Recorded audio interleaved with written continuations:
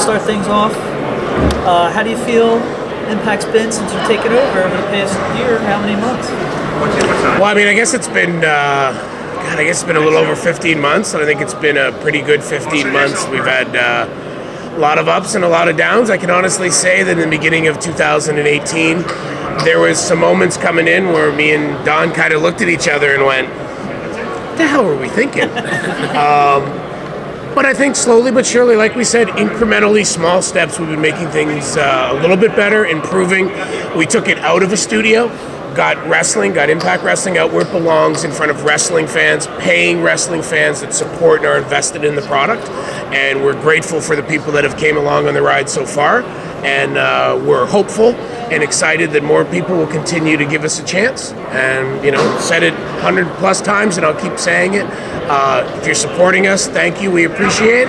And if you're somebody who's been turned off and hasn't been following Impact Wrestling in a while, then please, when you're ready, when you're ready, just come with us with open eyes, give us a chance. And like, damn it, we got a locker room full of great people, men and women that go out there night after night and leave it on the line. And they are very deserving of your support. Would you say the morale has been the best it's been in a long time in Impact Wrestling?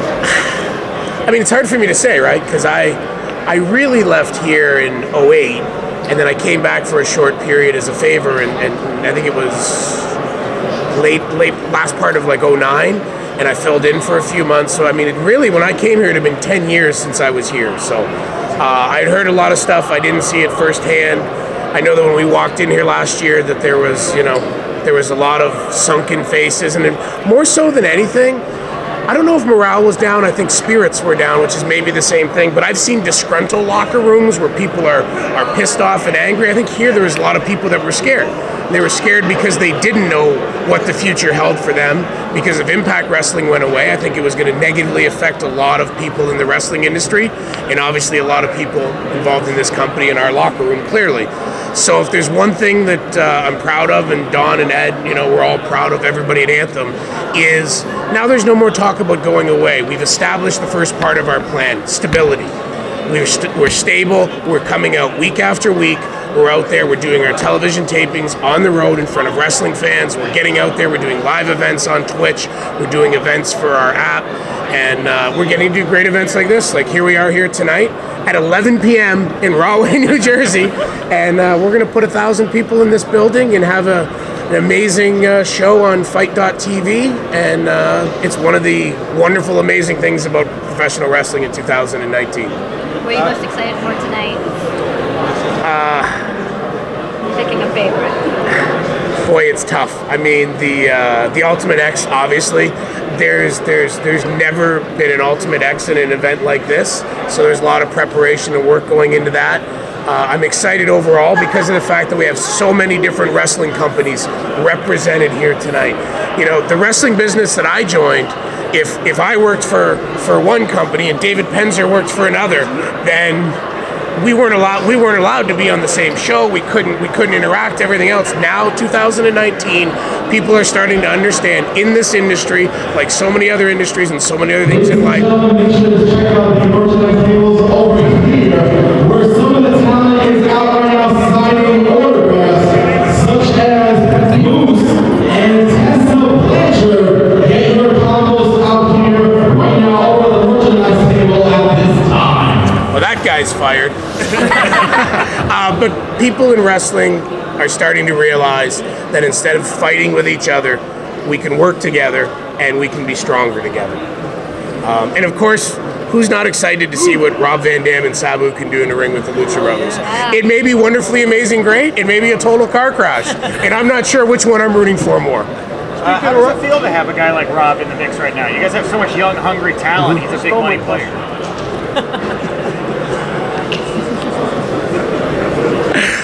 Having Rob Van Dam sign on here is fantastic. It's something that shows that people are choosing to come here. And you know, as Rob will tell you openly, RVD doesn't do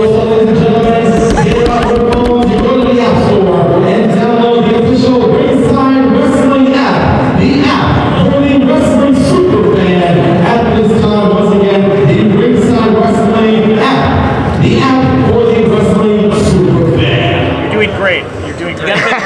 Just ignore it. Right. So having Rob Van Dam join us here is fantastic. I liken it to, in the early days of TNA, Sting coming here. Sting had a lot of choices of being able to do different things or do nothing, and he chose to come here, and that made a difference. And having a guy like him, who is an elder statesman, who could still go in the ring, was fantastic. And I know that it's great to have Rob here. Our locker room's excited to have him. Our company's excited to have him. And I was back there talking to him, like, you think about it, like, sure, there's RVD and Johnny Impact. You know, there's RVD and Brian Cage, but who doesn't want to see RVD and Willie Mack? RVD and Rich Swann. RVD and, you know, some type of way interacting with the Rascals. Like, somebody's got to smoke something out of that group, right? So I think it's fantastic, and it's a sign of great things to come. Cool, thank you. Which talent are you looking forward to having on the Impact roster within the next year? Well, I told you that. We wouldn't really be able to pop them out as a surprise. You know, I don't know. 2019, there's a lot of amazing talent out there. Here tonight, we have a bunch of people that aren't under contract, men and women that are part of the event. I think it's great to see, like, Joey Ryan, who I've known for many, many years, in a awkward situation. Joey Ryan used the power of social media in 2019, sent out a tweet, said, I'd love to have the opportunity to step in the ring with one of the best competitors, male or female, in the business. And here we're doing that tonight.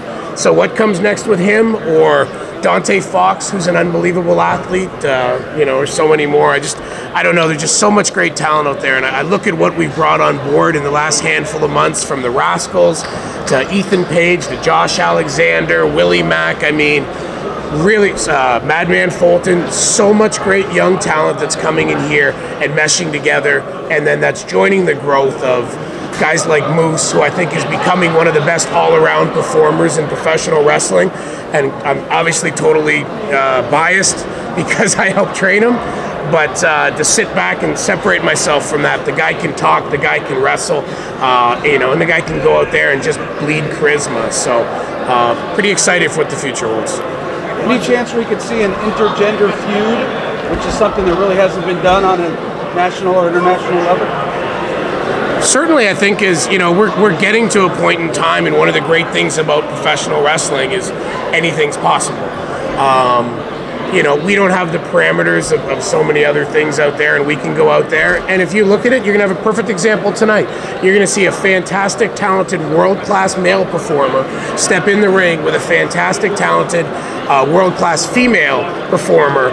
And with these two competitors, once that bell rings, there's going to be no more male and female. There's going to be two world-class competitors, performers going out there and doing what they do best. So I absolutely think when the time is right and that spark happens, certainly it's time that we push that stuff aside. It's 2019. Let's go out there. You know, it's a great week this week for women in professional wrestling, and that needs to keep moving and going forward. And part of that, and part of being equal, is main eventing, you know, females alone, main eventing males alone, and also interacting between the two. So I think it's one of the things about 2019 and beyond that's pretty exciting. I want to ask you, what's Impact's plans now globally for the rest of 2019? Is there any ideas to come to the UK or expand different territories a bit more? Yeah, and like I talked earlier on about stability, we've established that now. We would like to get out there and starting having more of a presence, certainly in the UK and Europe. Like we air on Spike UK, on Spike UK out there, Spike TV. We're there. We also air on the Fight Network. I got to get that cheap plug-in for our own network there, and in Italy and so many other places. We're still out there and air on major network with Sony in India and so many other places around the world. And it's important as we grow. Now that we have a stable base, we need to continue to grow domestically, but we also need to go out there and get out to so many of our international fans. And that's one of the things that Impact Wrestling has. Where this time, Moose and Tessa Blanchard are signing autographs at this time. Here are Carlos and Gibson right now. And also on your phone app, download the Ringside Wrestling app, the app for the Wrestling Superfan. Again, that's the Ringside Wrestling app, the app for the Wrestling Superfan. And we will have a special pre-show match just for you here in attendance at 10:30. Eddie, go cane this guy. Where's Sammy Callahan? What's that? was the Hannibal? Well, it wasn't ours, so who gives a damn? But no, you look at it internationally. Impact Wrestling historically has always had a huge following, and we have it. We have it in the Middle East. We have it in Europe. We have it in Asia, and we want to get out there and continue to grow all over the world. Thanks. Thank you, everybody. Thank you. Thanks, guys.